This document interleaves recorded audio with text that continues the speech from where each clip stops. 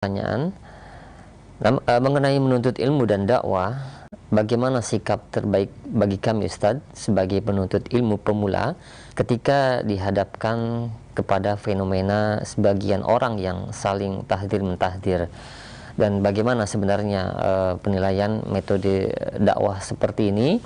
Dan sejujurnya hal ini membuat kami bingung sebagai pemula yang ingin mengambil ilmu daripada Ustadz. Mohon nasihat dan bimbingannya. Jazakumullah khairan.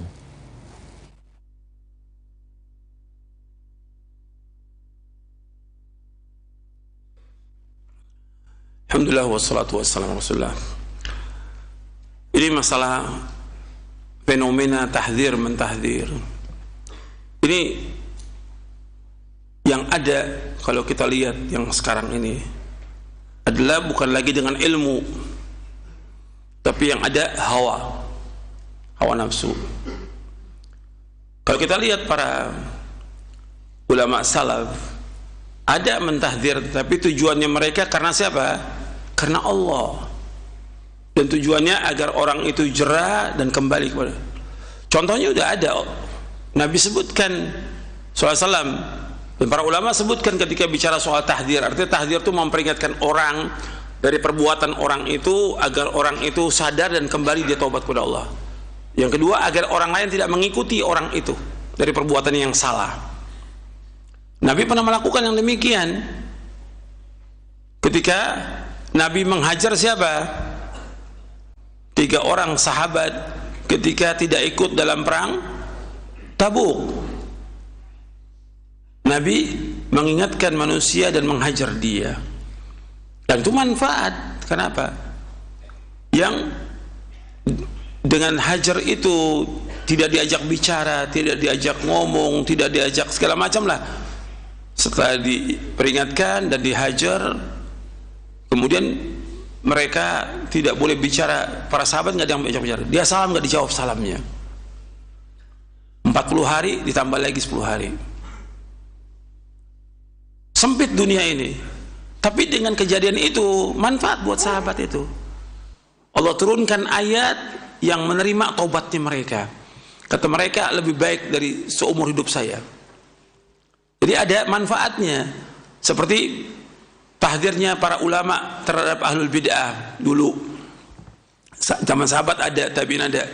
Atau sepertinya di zaman Imam Ahmad bin Hanbal, bagaimana para ulama salaf mentahdzir tentang tokoh-tokoh dari Jahmiyah. Ditahdzir supaya orang berhati-hati pada orang ini, seperti Jahm bin Safwan, kemudian juga yang lainnya, Bishr al-Mirisi dan yang lainnya. Dan ulama punya kitab untuk mentahdzir mereka. Tapi yang melakukan di sini siapa? Ulama, supaya orang hati-hati. Nggak seperti sekarang tahdzir yang serampangan. Kewajiban antum para penuntut ilmu, talibul ilm dan kepada dai, belajar memahami Islam dan mengamalkan. Jangan mulai dakwah dengan tahdzir. Kalau udah tahdzir, pasti nanti akan terus tahdzir, nggak akan berhenti itu. Di Indonesia ini yang pertama kali yang menisbatkan dirinya kepada salaf, yang suka tahdzir mentahdzir, pertama kali JT, Jamaah Tahdzir. Dari apa? Dari LJ, apa? Laskar Jihad. Itu pertama kali yang menisbatkan diri kepada salaf, yang dia suka tahdzir mentahdzir. Memang mesti dimasukin dia di buku Mulia Salaf itu, JT, Jamaah Tahdzir. Gitu. Dari kalangan siapa? Dari kalangan LJ. Kenapa saya sebutkan LJ-nya belakangan? Karena tahdzirnya sudah duluan. LJ-nya ada kan mulai tahun 2000 ketika terjadi apa? Perang yang ada di Maluku. Sebelumnya sudah ada tahdzir. Dan saya sudah ingatkan tokohnya kan Ja'far Thalib rahimahullah. Sudah saya ingatkan, nggak bisa dakwah ini dengan tahdzir, nggak bisa. Kita dakwah ini mengajak orang kepada Quran wa sunnah al-fahmi salaf, dan salaf masih kecil. Kalau ente tahdzir, orang nanti akan lari dari dakwah ini. Sabar, perjalanan dakwah ini panjang. Itu saya bicara kapan? 30 tahun yang lalu. 30 tahun yang lalu. sabar, nggak sabar, udah tahdir. Tapi saya masih sabar untuk terus memberikan nasihat. Banyak sudah yang tahdir. Yang ditahdir siapa? Bukan ahlul bidah, bukan tokoh ahlul bidah. Yang tahdir siapa? Salafiyin, dai salafiyin. Ini penyakit. Nggak bisa, akan pecah belah nanti dakwah ini. Ya karena itu setan kan masuk melalui situ. Bagaimana merusak dakwah salaf? Masuk dia. Kan yang ada ketika tahdir itu seperti dia berjihad, pembela Islam, mujahid, gitu. Supaya agama ini tetap tidak ada orang-orang ini. Ya tapi yang masuk di situ apa? Setan, hawa nafsu. Masih bisa kan kita nasihatin, masih bisa kita peringatkan, masih bisa kita panggil orang-orang itu. Di zaman itu masih bisa kita panggil orang-orang itu, masih bisa. Orang mereka ikut kajian saya, kajian Ustaz Ja'far waktu itu kok, yang Ustaz para dai yang ditahdir itu, kita panggil mereka mau ya. Tapi nggak digunakan itu kesempatannya itu. Ya setan bilang tahdir terus, kalau tahdir kan nggak berhenti itu terus, sampai kita ingatkan, sampai yang sudah pernah saya ceritakan juga, saya kumpulkan itu para dai semuanya itu di tahun 1996 di Tawangmangu itu semuanya, saya, Ustaz Abdul Hakim bin Amir Abdad, Ustaz Faiz, Ustaz Abu Nida, Ustaz Aunur Rafiq Kufran, semualah gitu, untuk islah. Tapi Ja'far nggak mau islah, tapi kita masih sabar, masih kasih peringatan. Tapi setelah itu terakhirnya mah saya yang ditahdir. Udah semua ditahdir, terakhir ini gembongnya Dajjal ini. Dan itu ada di kasetnya, ini Dajjal, syaitan. Ya udah, kita harus sabar. Itulah cobaan dalam dakwah. Terus sampai terjadi konflik Maluku, baru bikin lagi, namanya apa? Laskar Jihad, LJ. Yang pertama kali demo depan istana dengan bawa senjata siapa? Laskar Jihad. Belum pernah ada, mana ada contoh salaf demo kepada penguasa. Ini udah demo bawa senjata lagi tahun 2000. Ini perbuatannya Laskar Jihad. Ini merusak dakwah salaf ini. Ini udah tahdir udah banyak ini. Sampai ke berangkat saya ke Yordan, sampai ke Saudi untuk menanyakan kepada para ulama di sana. Ini yang dilakukan jihad ke Ambon ini, tentang dikatakan wajib fardu ain oleh Ja'far dan kawan-kawan. Apakah benar? Kata mereka tidak, bukan jihad. Karena masih ada apa di sini? Ulil amri. Kan jihad itu wajibnya bersama siapa? Ulil amri. Di dalam kitab-kitab akidah sebutkan wal jihadu madin ma'ulatil umuri abraran kanu am fujjara. Bahwa jihad itu wajib bersama ulil amri. Apakah ulil amrinya orang yang baik atau orang yang jahat? Nggak bisa jihad sendiri-sendiri. Akhirnya karena dia nggak pakai ulil amri, mulai gimana caranya supaya benar? Saya udah panglima, berarti semua harus ikut. Dia sebagai ulil amri, gantinya Gus Dur waktu itu. Jadi nggak benerin, berangkat ke sana. Dibilang apa? Fardu ain. Gimana fardu ain? Saya tanya kepada para masyaikh di Saudi, ini bukan fardu ain, ini bukan jihad. Karena itu kewajibannya siapa? Ulil amri. Oh udah tuh banyak, udah kekacauan, kezoliman banyak loh, kezoliman deh. Dan dia melaksanakan hukum, sampai melaksanakan hukum, bayangkan itu. Udah ngangkat dirinya ulil amri, sampai orang didera, sampai ada yang nggak tahu diapakan lagi dah, direjam apa nggak tahu tuh pokoknya. Pokoknya ada yang sampai cacat dan segala macam. Ini nggak boleh. Kalau dia membantu orang-orang yang sedang dizolimi di Maluku, boleh, wajib dibantu. Ta'awunal birri wa taqwa. Tapi kemudian dia jihad atas nama Islam, enggak ada dalam Islam. Fardu ain lagi.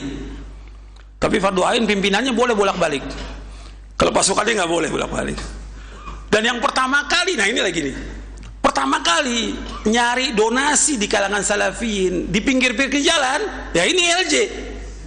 Nggak pernah ada dari zaman Rasulullah SAW orang minta-minta duit pinggir jalan untuk jihad, nggak pernah ada. Ini yang pertama kali, ini ngerusak dakwah dari LJ ini. Setelah itu udah mulai saling tahdir. Saya udah ingatkan, ini pasti akan tahdir, akan jalan terus. Akhirnya mereka di antara mereka saling tahdzir. Mereka sendiri pecah belah.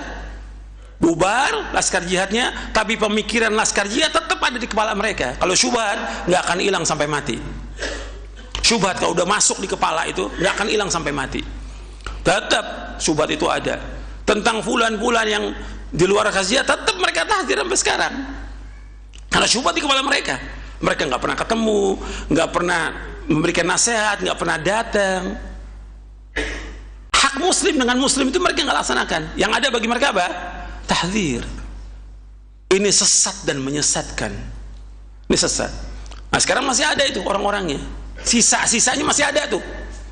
Yang udah laskar jihad, yang kata ngaku salafin juga yang bukan laskar jihad. Wah. Maka sebagian orang juga mengatakan laskar jihad sudah menyimpang dari manhaj salaf ini. Gaya-gaya mereka seperti jamaah apa? Jamaah takfir. Kalau udah tahdzir orang udah nggak salam, nggak mau ketemu, nggak mau duduk, nggak mau, kayak udah orang mubtadi' dhal udah. Padahal kalau mau dibuktikan nggak bisa tuh tahdzirnya dia. Benar nggak seperti itu? Nggak bisa dibuktikan. Tapi ini kezaliman. Sampai dia nggak mau jenguk saudaranya yang sakit. Karena apa? Karena tahdzir ini. Karena bukan golongannya.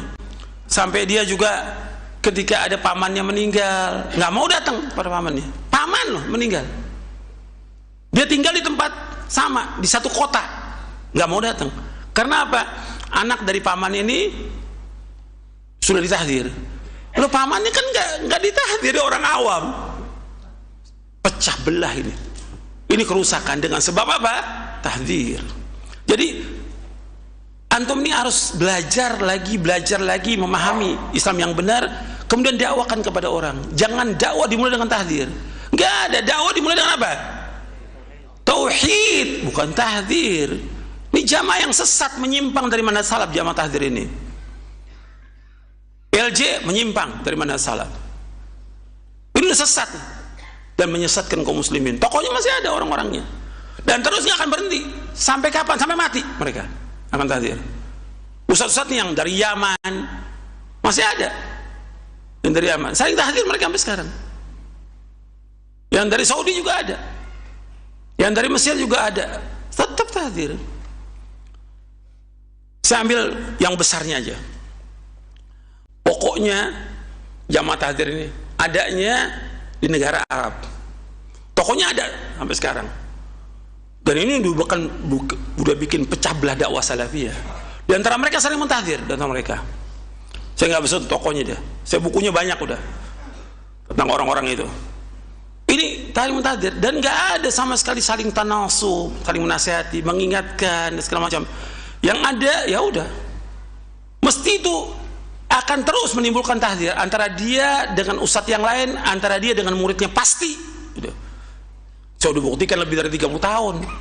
Saya udah buktikan. Mesti nanti itu si ustadz-ustadz yang mentahdzir mesti akan ditahdzir oleh siapa? Oleh muridnya. Nanti muridnya ditahdzir lagi oleh murid yang lain. Terus seperti itu. Apa begini dakwah Islam? Ini orang-orang yang merusak Islam. Ini orang-orang yang merusak dakwah salaf. Ini yang merusak. Dakwah ini dakwah rahmah, dakwah kasih sayang, dakwah yang mengajak orang pada Quran wa sunnah ala fahmi salaf. Saling kasih sayang di antara mereka. Karena orang mukmin dengan orang mukmin seperti satu tubuh. Ketika yang satu sakit, yang lain ikut sakit. Kalau dia ada salah, kewajiban dia apa? Menasihati, bukan mentahdzir. Menasihati dengan cara yang baik, nasihati dengan cara yang baik, datangi mereka dengan cara yang baik, ingatkan. Begitulah Islam, agama rahmah. Ini nggak ada rahmah, dicabut sama mereka.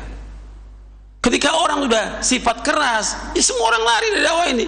Allah mengingatkan kepada Rasul yang mulia, fabima rahmatin minallahi lintalam walau kunta faddan ghalidhal qalbi lan faddu min hawlik. Allah sebutkan dalam surah Al-Imran, dengan rahmat Allah kalian kasih sayang dengan mereka. Dengan rahmat Allah kalian sayang. Kalau kamu keras, maka akan menyingkir orang semuanya. Tahdzir ini termasuk bentuk kekerasan dan kezaliman. Tahdzir ini bentuk kekerasan dan kezaliman. Ini merusak dakwah ini. Dakwah yang indah bagus ini dirusak oleh mereka. Saya waktu ada tulisannya Ja'far ingin mentahdzir tokohnya Ikhwan Muslimin, Saya bilang jangan ditahdir dulu, sabar. Di Indonesia orang nggak kenal mereka, asal dakwah daripada nulis tentang itu. Di Saudi memang ada tulisan, nggak ada masalah karena memang bukunya udah nyebar. Di Indonesia belum banyak yang tahu tentang Ikhwanul Muslimin. Sabar aja. Yang penting dakwahkan mereka, dakwah dulu. Yang pokok kan dakwah, bukan tahdir. Dan dakwah yang paling penting apa? Tauhid. Itu dulu. Kenalkan umat tentang sunnah. Tapi nggak mau dengar nasihat orang-orang ini. Jadi ini jangan ada lagi nih. Jadi pertanyaan tadi itu memang ada fenomena di sebagian daerah ya yang suka tahdir. Sebagian daerah suka tahdir, bahkan di antara mereka tahdir satu kota, mungkin satu desa kali deket, bisa kenal, bisa datang kan ketemu. Tahdirnya di mana? Di medsos. Kan orang lain tahu tuh di mana-mana, padahal kejadian di satu tempat. Ini kan kebodohan, kejahilan. Ini nggak boleh seperti itu. Mesti kalau ada seorang dai, antum datang aja, nasihati dengan cara baik, kumpul, apa yang salah diperbaiki. Kecuali yang memang yang kita peringatkan seperti tadi saya sebutkan, kayak donasi saya peringatkan, saya nggak sebut namanya tapi sebut umum. Atau seperti ada seorang dai yang dakwahnya yang dilihat oleh umum, dia gunakan sesuatu yang menyimpang dari manhaj salaf dengan sepeda, dengan moge. Nah, kita ingatkan, kenapa? Dia umum sudah nyebar kemana-mana. Mestinya yang saya udah ingatkan mereka ngaji. Dan saya sudah sampaikan kepada orang-orang dan muridnya, suruh ngaji mereka semua. Tapi nggak ada yang mau ngaji. Tapi yang tahdir tadi itu diingatkan lagi kepada ustadz-ustadz yang ada di daerah itu, tolong diingatkan, didatangi atau ditelepon, dipanggil. Jangan, sebab kalau ditahdir akan terus, nanti muridnya akan tahdir. Kalau gurunya tahdir, mesti muridnya lebih apa? Lebih keras lagi nanti. Dan nanti ujungnya si murid akan tahdir siapa? Gurunya. Dan itu terbukti. Udah hancur ini gara-gara mereka, karena mereka udah menyimpang dari manhaj salaf. Bukan tahdir nggak boleh, tapi tahdir boleh kalau memang pada tempatnya dan ulama yang paham tentang ini. Dan ada apa? Ada maslahatnya, karena dakwah ini, Islam ini mengajak orang kepada hal yang bermanfaat, meninggalkan yang tidak bermanfaat. Sekarang ketika dia tahdir, orang sadar, taubat, nah itu baru manfaat. Tapi ketika dia tahdir, orang tambah jauh, tambah pecah belah, ya nggak manfaat, nggak ada manfaatnya tahdir itu. Kalau dulu para ulama salaf ketika mentahdir, banyak yang taubat, banyak yang kembali kepada Allah Taala.